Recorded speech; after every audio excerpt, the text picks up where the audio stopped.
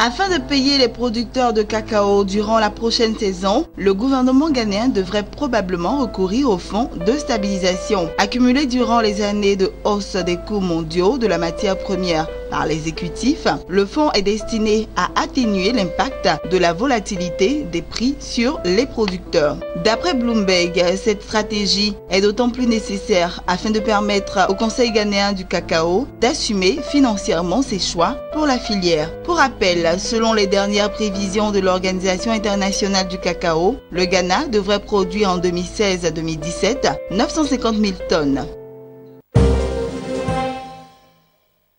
Au Nigeria, la compagnie pétrolière Fort Oil compte lever 20 milliards de naira, soit 62 millions de dollars, sur la NSE en vue de diversifier ses activités. C'est ce qu'a relevé le directeur exécutif de la compagnie. En ce qui concerne la prochaine levée, il a affirmé que des négociations sont actuellement en cours entre la Security and Exchange Commission et la NSE. Basé au Nigeria, Fort Oil opère principalement dans le secteur aval pétrolier et gazier du pays.